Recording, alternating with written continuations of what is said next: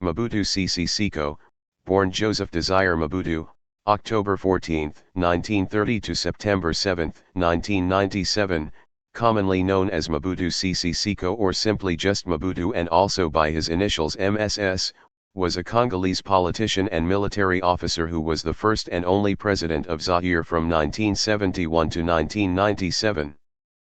Previously, Mobutu served as the second president of the Democratic Republic of the Congo from 1965 to 1971. He also served as the fifth chairman of the Organization of African Unity from 1967 to 1968.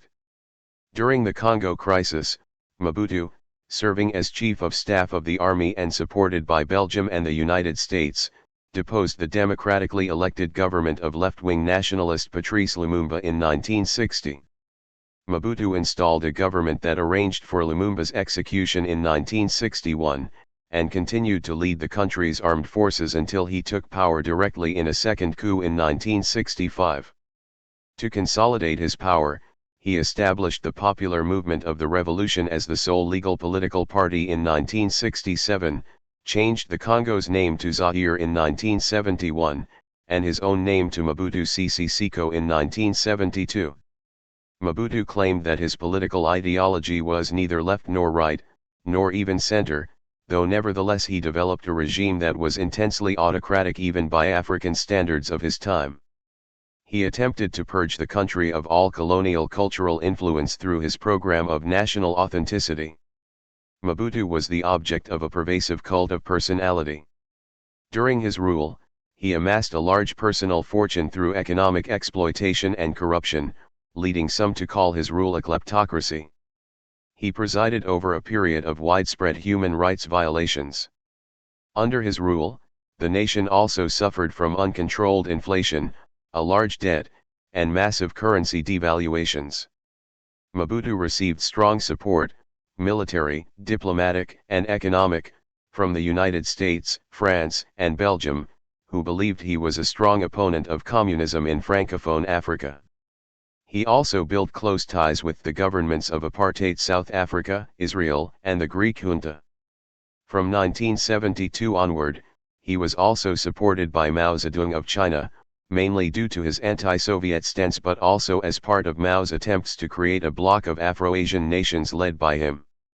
The massive Chinese economic aid that flowed into Zaire gave Mobutu more flexibility in his dealings with Western governments, allowed him to identify as an anti-capitalist revolutionary, and enabled him to avoid going to the International Monetary Fund for assistance.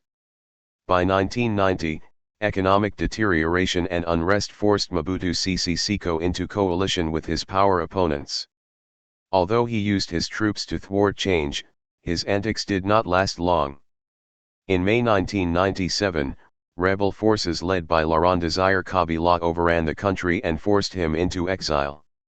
Already suffering from advanced prostate cancer, he died 3 months later in Morocco. Mobutu was notorious for corruption, nepotism, and having amassed between $50 million and $125 million during his rule. He was known for extravagances such as shopping trips to Paris via the supersonic Concorde aircraft. Early years and education. Mobutu was born in 1930 in Lisala, Belgian Congo. Mobutu's mother, Marie-Madeleine Yemo, was a hotel maid who fled to Lisala to escape the harem of a local village chief. There she met and married Alberic, a cook for a Belgian judge. Shortly afterward she gave birth to Mobutu. The name Mobutu was selected by an uncle. Mobutu's father died when Mobutu was 8. Thereafter, he was raised by an uncle and a grandfather. The Belgian judge's wife took a liking to Mobutu and taught him to speak, read, and write fluently in the French language, the official language of the country in the colonial period. His widowed mother Yemo relied on the help of relatives to support her 4 children, and the family moved often. Mobutu's earliest education took place in the capital Leopoldville, now Kinshasa. His mother eventually sent him to an uncle, where he attended the Christian Brothers School, a Catholic mission boarding school. A tall and physically imposing figure at 191 centimeters, 6 feet 3 in, Mobutu dominated school sports. He also excelled in academic subjects and ran the class newspaper. He was known for his pranks and impish sense of humor. A classmate recalled that when the Belgian priests, whose first language was Dutch, made an error in French, Mobutu would leap to his feet in class and point out the mistake. In 1949 Mobutu stowed away aboard a boat, traveling downriver to Leopoldville, where he met a girl. The priests found him several weeks later. At the end of the school year, in lieu of being sent to prison, he was ordered to serve 7 years in the colonial army, the Force Publique, FP. This was a usual punishment for rebellious students. Army service. Mobutu found discipline in army life, as well as a father figure in Sergeant Louis Bobozo. Mobutu kept up his studies by borrowing European newspapers from the Belgian officers and books from wherever he could find them, reading them on sentry duty and whenever he had a spare moment.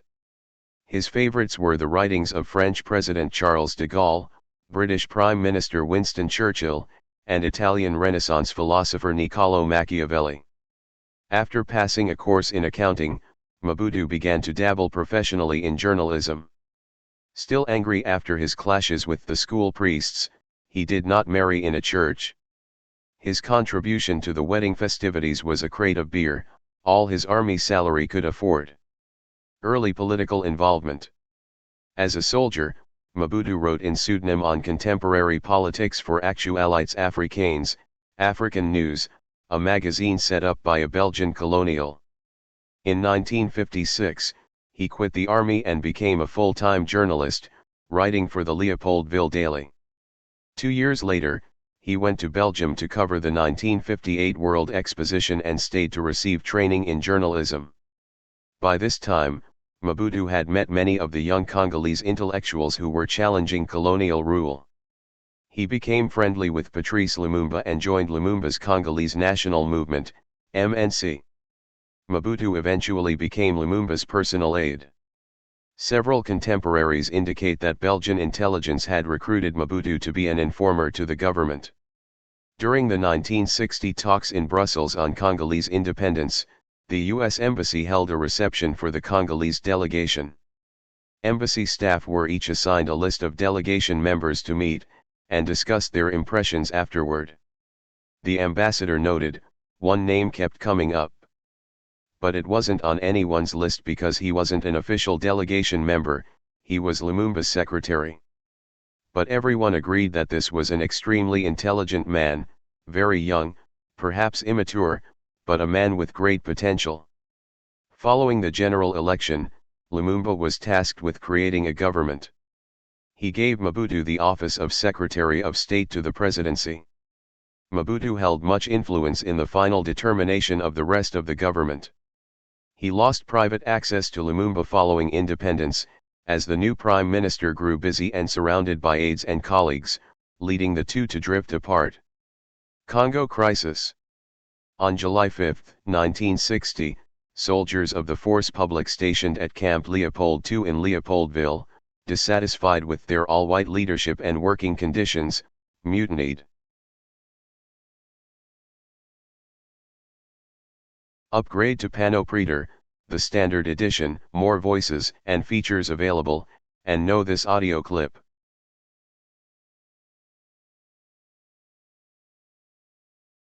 The revolt spread across the region in the following days. Mobutu assisted other officials in negotiating with the mutineers to secure the release of the officers and their families. On July 8 the full Council of Ministers convened in an extraordinary session under the chairmanship of President Joseph Kasavubu at Camp Leopold II to address the task of Africanizing the garrison. The former had shown some influence over the mutinying troops, but Kasavubu and the Bakongo ministers feared that he would enact a coup d'état if he were given power. The latter was perceived as calmer and more thoughtful. Lumumba saw Mpolo as courageous, but favored Mobutu's prudence.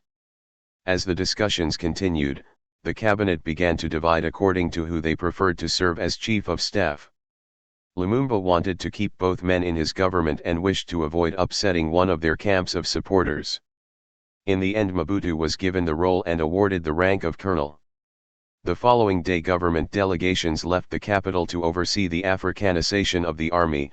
Mobutu was sent to Equateur. The British diplomat Brian Urquhart, serving with the United Nations, wrote, "When I first met Mobutu in July 1960, he was Prime Minister Patrice Lumumba's chief military assistant and had just promoted himself from sergeant to lieutenant colonel. By comparison with his boss, Mobutu was a pillar of pragmatism and common sense. It was to him that we appealed when our people were arrested by Lumumba's hashish-stimulated guards. It was he who would bring up, in a disarmingly casual way, Lumumba's most outrageous requests, that the UN should, for example, meet the payroll of the potentially mutinous Congolese army." In those early days, Mobutu seemed a comparatively sensible young man, one who might even, at least now and then, have the best interests of his newly independent country at heart. Encouraged by a Belgian government intent on maintaining its access to rich Congolese mines, secessionist violence erupted in the south. Concerned that the United Nations force sent to help restore order was not helping to crush the secessionists, Lumumba turned to the Soviet Union for assistance. He received massive military aid and about 1,000 Soviet technical advisors within 6 weeks. As this was during the Cold War, the US government feared that the Soviet activity was a maneuver to spread communist influence in Central Africa. Kasavubu was encouraged by the US and Belgium to dismiss Lumumba, which he did on September 5. An outraged Lumumba declared Kasavubu deposed. Parliament refused to recognize the dismissals and urged reconciliation, but no agreement was reached. Lumumba and Kasavubu each ordered Mobutu to arrest the other. As Army Chief of Staff, Mobutu came under great pressure from multiple sources. The embassies of Western nations, which helped pay the soldiers' salaries, as well as Kasavubu and Mobutu's subordinates, all favored getting rid of the Soviet presence. On September 14 Mobutu launched a bloodless coup, declaring both Kasavubu and Lumumba to be neutralized and establishing a new government of university graduates, the College of Commissioners General. Lumumba rejected this action but was forced to retire to his residence, where UN peacekeepers prevented Mobutu's soldiers from arresting him. Urquhart recalled that on the day of the coup, Mobutu showed up unannounced at the UN headquarters in Leopoldville and refused to leave, until the radio announced the coup, leading Mobutu to say over and over again, "C'est moi. This is me."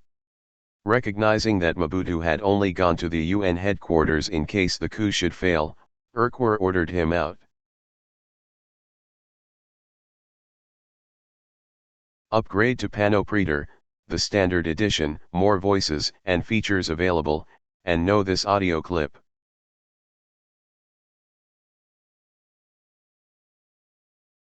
Losing confidence that the international community would support his reinstatement, Lumumba fled in late November to join his supporters in Stanleyville to establish a new government. He was captured by Mobutu's troops in early December, and incarcerated at his headquarters in Thiesville. However, Mobutu still considered him a threat, and transferred him to the rebelling state of Katanga on January 17, 1961. Lumumba disappeared from public view.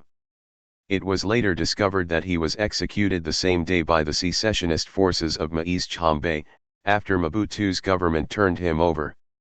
On January 23, 1961, Kasavubu promoted Mobutu to Major General.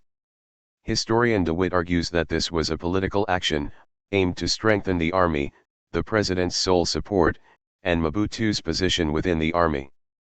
Second coup and consolidation of power. Prime Minister Moise Tshombe's Congolese National Convention had won a large majority in the March 1965 elections, but Kasavubu appointed an anti-Tshombe leader, Evariste Kimba, as Prime Minister designate. However, Parliament twice refused to confirm him. With the government in near paralysis, Mobutu seized power in a bloodless coup on November 24. He had turned 35 a month earlier. Under the auspices of a state of exception, Mobutu assumed sweeping almost absolute powers for 5 years. In his first speech upon taking power, Mobutu told a large crowd at Leopoldville's main stadium that, since politicians had brought the Congo to ruin in 5 years, it would take him at least that long to set things right again, and therefore there would be no more political party activity for 5 years. On November 30, 1965, Parliament approved a measure which turned over most legislative powers to Mobutu and his cabinet, though it retained the right to review his decrees. In early March 1966 he opened a new session of Parliament by declaring that he was revoking their right of review, and 2 weeks later his government permanently suspended the body and assumed all of its remaining functions. 1967 marked the debut of the Popular Movement of the Revolution, MPR, which until 1990 was the nation's only legal political party. Among the themes advanced by the MPR in its doctrine, the manifesto of NCL, were nationalism, revolution, and authenticity. Revolution was described as a truly national revolution, essentially pragmatic, which called for the repudiation of both capitalism and communism. One of the MPR's slogans was neither left nor right, to which would be added nor even center in later years. That same year, all trade unions were consolidated into a single union, the National Union of Zairean Workers, and brought under government control. Mobutu intended for the union to serve as an. Facing many challenges early in his rule, Mobutu converted much opposition into submission through patronage.